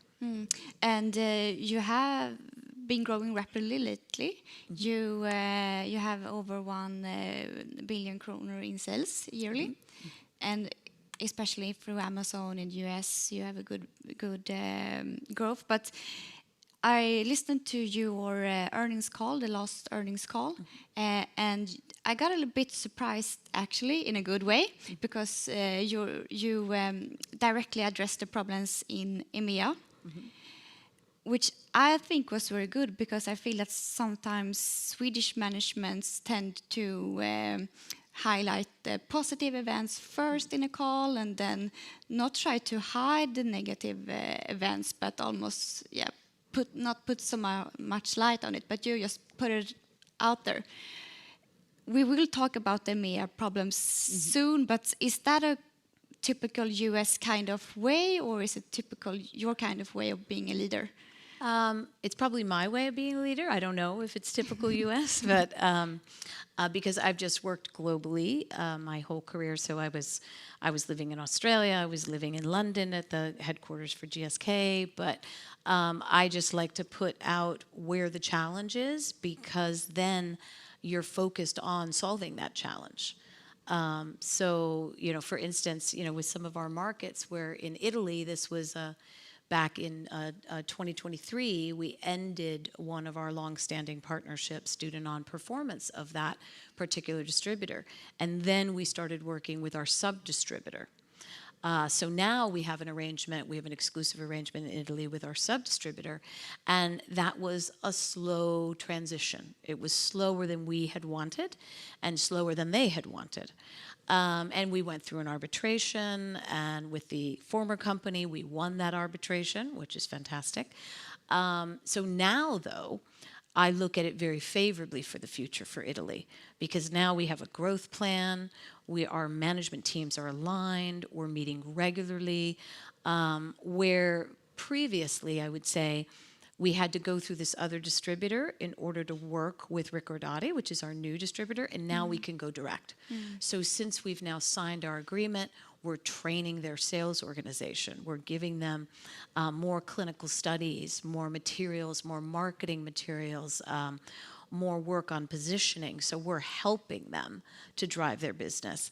And now things are really, starting to turn around. So our sellout is growing. We're growing in the market. Our competitors are starting to decline. So I'm really hopeful for this year, for 2025. Yeah, because you had a quarter with negative organic sales. How do you handle this type of challenging areas and periods? Yes, well, we work very close in hand with our partners. So if they are having difficulties, we provide as much help and support as we can. We have our own teams that work directly with them to provide them with whatever information, materials, help. We even work to work with key opinion leaders. We help to give, new science that they can present. So we're very hand in hand. Yeah, and you as a leader seems very hands-on and addressing the problem. Is that correct? Yes, very much so. And the management in BioGaia, do they have the same way of handling problems? You would say? I think so. We all work together. I mean, we're very transparent. So if there is an issue, I always say I have this philosophy: bad news should travel fast. So if you have the right kind of culture and safe environment, then it will. So we always say, okay, if there's something going on, if there's a challenge, let's surface it, and then we work together to solve it. And how is your relation with your chairman in BioGaia? Do you talk to him every day, like Torben and his CEO? No, with Peter, he is fabulous. He is one of the best leaders I've worked with. He obviously is very passionate about our business, knows our business extremely well. I'm talking with him all the time. So he's fantastic. Yeah, and he's the founder, so he has a special connection with the company, with the products. So it's really good. really great working relationship. And with our board, we have a fantastic board. Yeah, and you have a lot of experience, as I said, and you have been around and seen a lot of production facilities during the years. But still, when you came to Eslöv, you became very impressed about BioGaia's production and the facility there. Why did you get so impressed? I am very impressed by it, and I have been around manufacturing plants my entire career, working at Johnson & Johnson and working at GSK. This production facility is very special. It is highly automated, extremely efficient. If there's ever an issue on the line, it gets fixed immediately. Our engineers know exactly what they're doing. It's almost as if they know that machinery so well, and so I would say we're extremely efficient. It's highly automated. You go in and you're just really impressed at the whole operation that we have. Plus, our manufacturing process is proprietary, so it's not easy to make our kind of products, and we do it extremely well. So our OTIF, we call, on time and full to customers, is very high because of our processes and because of that proprietary way that we make our products, that we clean the manufacturing equipment. Because when you're working with bacteria, you need to be very careful. And to end this discussion, we talked about motivation and finding your why with the other speakers here today. What motivates you? What motivates me? I have actually worked in healthcare my entire career. And so I love working with products that are going to help people every day. And our probiotics, I hear so many stories of patients who have had an issue, whether it's irritable bowel syndrome or Crohn's disease, or a mother who has an infant who has unconsolable crying. When you talk to people who are using our products and it's helping their lives, that's what motivates me. So, and I hear these stories every day. So it's something that is really inspiring and inspires me every day. And 2025 for BioGaia, how is the outlook? I'd say you can't comment too much. I mean, I can't comment too much, but I'd say, we have a good ambition, a strong Please guide ambition. us. Yes, we have a strong ambition. Our ambition is to have low double-digit growth. So we feel the future is very positive for us. Thank you, Teresa. And Carl, Erik, when you listen to both BioGaia, Teresa, and Torben, Genovis, Biotage, what's your opinion and comments, and do you have any reflections? I have a question for each of you. So maybe let's start with Teresa. I mean, it's very rare to have a company like BioGaia going from B2B to become a direct-to-consumer company. And that transition has been much smoother than we anticipated.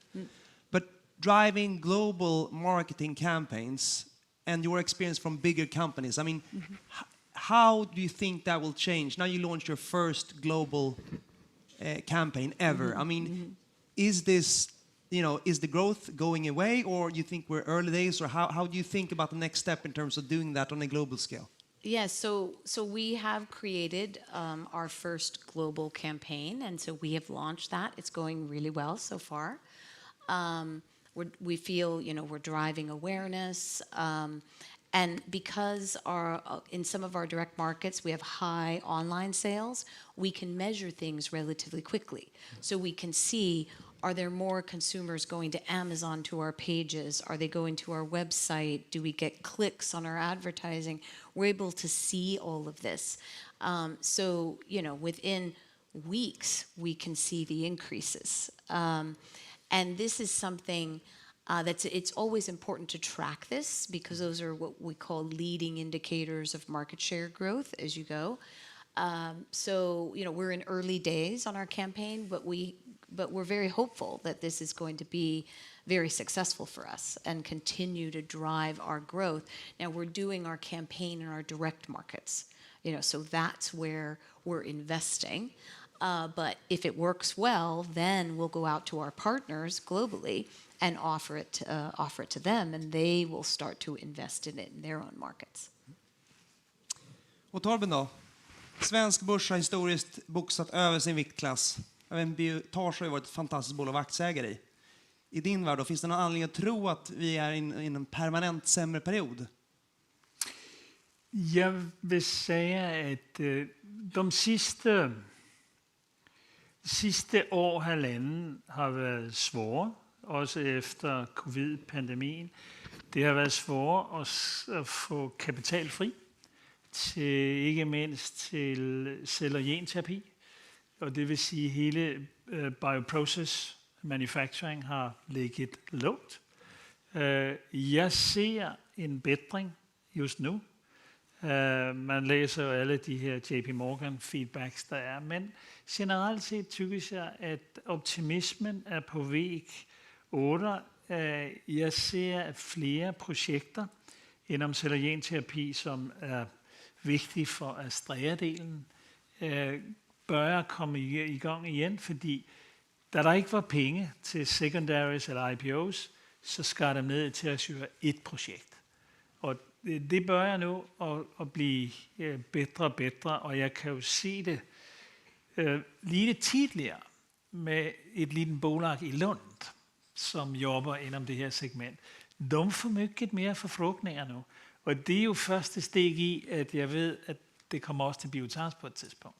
Så jeg må sige, jeg ser faktisk ret optimistisk på 25-26. Der er et stille, som jo ikke har været bra for Biotage, og i princippet heller ikke for Genovis. Kina. Det har været et elende, og er det fortfarande. Og det tror jeg ikke bliver bedre, når vi her den 20. får en ny interessant person i det Hvide Hus.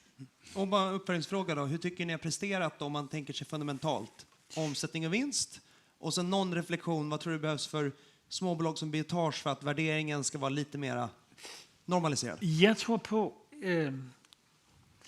jeg ved godt, I har pratet en del her i dag om vækst, men jeg titter faktisk også nu på at få lidt bedre gross margin og EBITDA og conversion af cashflow. Så vi fortfarande har friheden til også at titte på M&A. Så når der er en liten konsolideringstendens, så jobber vi faktisk på at trimme organisationen, fordi når du har vækstrater på 90%, som Astrea har haft, og 53% og 38%, så er der en gang imellem, så bliver du fartblind, og du søger bare på og siger, nej, nu har vi skabt det produktionsapparat, der skal til.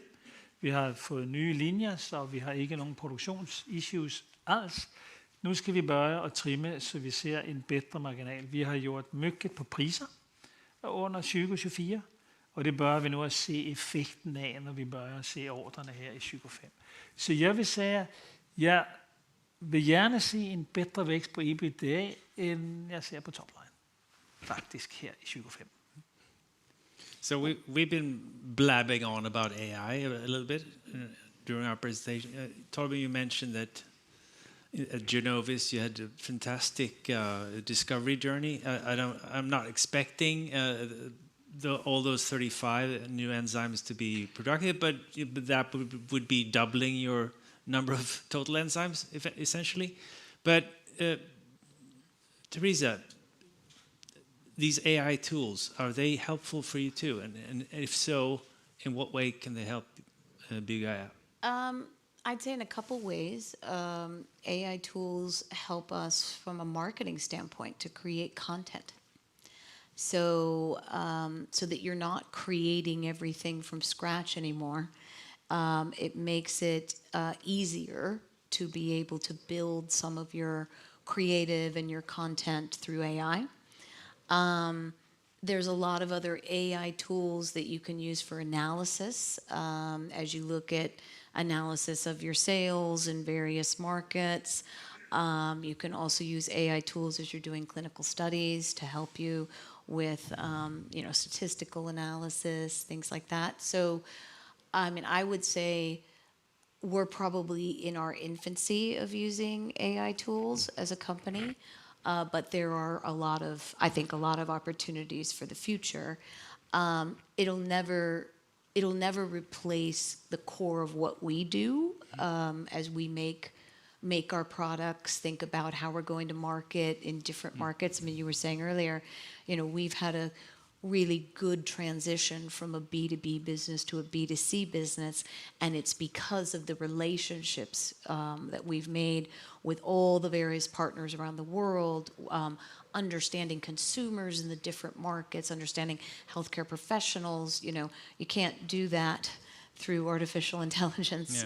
So there's way you can use artificial intelligence to make you more efficient, to digitize your business, make it less manual, make it more predictive. But we will continue to focus the way we do globally and the way we operate our business. Still, if that makes sense. Yeah, absolutely. But still nothing in sort of discovery of interesting new bacteria or any of that sort, like we heard from Torben. No, not using AI tools in Yeah. particular. You can, and I couldn't understand what you were saying earlier. But I have seen where some companies are using some predictive modeling to look at performance of different compounds, molecules, simulate things. What we use is so we can look at stability of products. So we can look at when you combine a strain with an ingredient, let's say whether we combine it with vitamin D or with zinc or with something else. Normally you would need to do all the stability tests up front, but you can actually use AI to predict where it may go, and then you do the stability. So it can help you to decide on the amount of the ingredient. So let's say how many milligrams of one ingredient versus another. So you can use AI tools that way. That's a little bit of also what Genovis does in their manufacturing and also in looking at ADCs to see and when they are loading and see where does it go? Does it get to the glycans they want to see? And the impressive thing for me is it's happening so fast that you have so many data that you cannot cope with in a normal setting. And sometimes scared because the ones we're working with, it's 8 people in a company in Germany, and it's like gaming guys that are just sitting making algorithms and saying, and then they make 35 new enzymes in 2 weeks, which we normally would make in half a year or so. So that's also a bit on your question. Even Genovis has M&A plans that goes in that direction, because you need to secure that you get and the let's say IP rights on these algorithms. And then there are so many, as also Carl alluded to, there are so many AI companies in the world, and it's just 5 or 10 people, and then they get on. But we just have to grab it and take it in and take it on. That's a good conclusion, actually. Thank you very much, everyone, and thank you for the audience. Thank you, Therese Agnew. Thank you, Torben Jörgensen. And thank you, Carl Armfelt, Erik Sprinchorn. Tack publiken, och träffa oss där ute. And thank you for inviting us. Right. Thank you.